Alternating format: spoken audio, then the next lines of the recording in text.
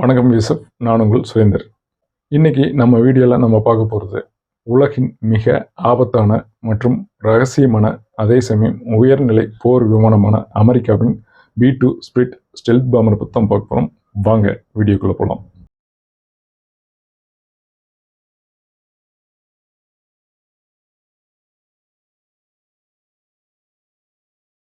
பற்றி தான் உலகமே இப்போ பேசிகிட்டு இருக்கு. என்ன காரணம்னு கேட்டோம்னா, அமெரிக்கா நடத்தியிருக்க தாக்குதலில் இந்த போர் விமானம் தான் பயன்படுத்தப்பட்டிருக்குங்கிறது தான் காரணமாக இருக்குது. அப்படி என்ன இந்த போர் விமானத்தில் ஸ்பெஷல்? எதனால் இதைய அமெரிக்கா பயன்படுத்தினாங்க? இந்த B-2 பாம்பர்னா என்ன? B-2 ஸ்பிரிட் பாம்பர் அப்படிங்கிறது ஸ்டெல்த் பாம்பர் வகையை சேர்ந்ததாக சொல்கிறாங்க. இதனுடைய முக்கியத்துவம் என்னன்னு பார்த்தோம்னா, இது எந்த ஒரு ரேடார்லையும் சிக்காமல் பறக்கும் திறன் கொண்டதுன்னு சொல்கிறாங்க. நார்த்ரோப் குருமன் அப்படிங்கிற ஒரு கம்பெனினால் வடிவமைக்கப்பட்டிருக்கு.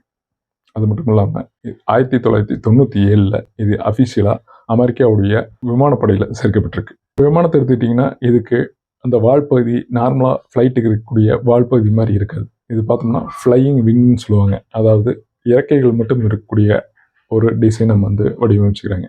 நீங்கள் பார்க்கும்போது தெரியும், முக்கோணம் மாதிரி ஒரு பறக்கக்கூடிய அந்த சிறகு மட்டும் இருக்கிற மாதிரி தான் அதனுடைய ஃப்ளைட்டோடைய வடிவமைப்புங்கிறது இருக்கும். இந்த ஸ்டெல்த் தொழில்நுட்பத்தில் B-2ங்கிறது எப்படி கண்ணுக்கு தெரியாமல் பறக்குது?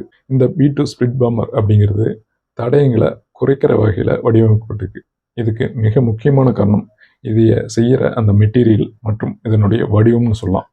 அந்த கூர்மையான வடிவம், இது ரெண்டுமே சேர்ந்து இது ரேடார்லேருந்து வரக்கூடிய சிக்னலை ஆப்போசிட் சைடில் கடத்துது. இதன் காரணமாக எதிர்நாட்டில் இருக்கக்கூடிய ரேடாரில் இது சிக்காமல் பறக்க முடியுது.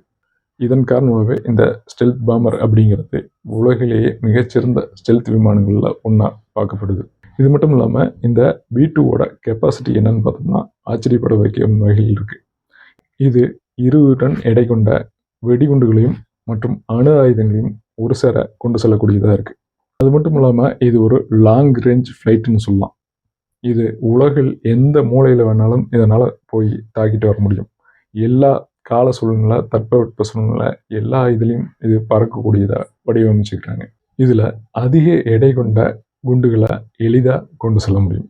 குறிப்பாக சொல்லணும்னா B-83 ரக அணுகுண்டுகள், GPU ரக குண்டுகள். இந்த GPU ரக குண்டுகள்ங்கிற இப்போ இந்த ஈரான் விஷயத்தில் பயன்படுத்தப்பட்டது. இது என்னென்னா பங்கர் பஸ்டர்னு சொல்லுவாங்க. பங்கருக்குள்ளே இருக்கிற ஆளுகளை தாக்கக்கூடிய வகையில் வடிவமைக்கப்பட்டதான் இந்த பங்கர் பஸ்டர் GPU ரக குண்டுகள். அது மட்டும் இல்லாமல் ADAM ரக குண்டுகள், இந்த மாதிரி எல்லா ரக குண்டுகளையும் இதில் எளிதாக கொண்டு செல்ல முடியும். இந்த B-2 பாம்பருங்கிறது ஒரு பொறியியல் அதிசயம்னே சொல்லலாம். அதே சமயத்தில் இது ரொம்பவும் காஸ்ட்லியும் கூட. இந்த B-2 பாம்பருங்கிறது மொத்தமாகவே 20 ஃப்ளைட் தான் இருக்குன்னு சொல்கிறாங்க. இந்த விமானத்தின் விலை அப்படின்னு பார்த்தோம்னா $2 பில்லியன் சொல்கிறாங்க. கிட்டத்தட்ட 16,000 கோடி. அது மட்டும் இல்லாமல் ஒரு டைம் இது பறக்க வைக்கிறதுக்கு உண்டான செலவுன்னு பார்த்தோம்னா கிட்டத்தட்ட 1,500 ரூபா செலவாகுதுன்னு சொல்கிறாங்க. இதன் காரணமாக தான் இதைய உலகின் மிகவும் விலை உயர்ந்த விமானம்னு சொல்கிறாங்க. இந்த B-2 பாம்பரை அமெரிக்கா எங்கெல்லாம் யூஸ் பண்ணும், எதுக்காகலாம் யூஸ் பண்ணும், எங்கெல்லாம் அதிக வன்முறை நடக்கிற, அதாவது இழப்புகள் அதிகமாக வரும் அப்படின்னு தெரிகிற இடத்துலாம், இழப்புகளை அதிகமாக கொடுக்க முடியும்னு நம்புகிற இடத்துலாம் அணுமையங்களை அழிக்கிறதுக்காக, விமானப்படையோட ஆதிக்கத்தை நிலைநாட்டுறதுக்காக, இந்த மாதிரி விஷயத்துக்காக தான் அமெரிக்கா இதையை பயன்படுத்துகிறாங்க.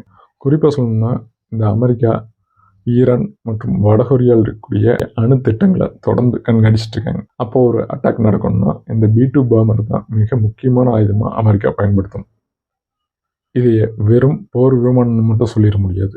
இது அமெரிக்காவுடைய வலிமையை, ரகசியத்தன்மையை மற்றும் நவீன தொழில்நுட்பத்தை பறைசாற்ற விதமாக இருக்குது. இது அமெரிக்கனுடைய எதிரிகளுக்கு ஒரு சவால், அதே சமயத்தில் உலக அமைதிக்கும் சொல்லலாம். நீங்கள் இந்த B-2 பாம்பரை பற்றி என்ன நினைக்கிறீங்கிறத கமெண்ட் பாக்ஸில் கமெண்ட் பண்ணுங்கள். இந்த வீடியோ உங்களுக்கு பிடிச்சிருந்தனா லைக் பண்ணுங்கள், ஷேர் பண்ணுங்கள், சப்ஸ்கிரைப் பண்ணுங்கள். மறக்காமல் சப்ஸ்கிரைப் பண்ணும்போது அந்த பெல் பட்டனை கிளிக் பண்ணி ஆல் அப்படிங்கிற போட்டுக்கங்க. அப்போ தான் நான் பதிவிடுகிற வீடியோ உங்களுக்கு நோட்டிஃபிகேஷனில் காட்டும். மீண்டும் ஒரு வீடியோவில் சந்திக்கிறேன். நன்றி, வணக்கம்.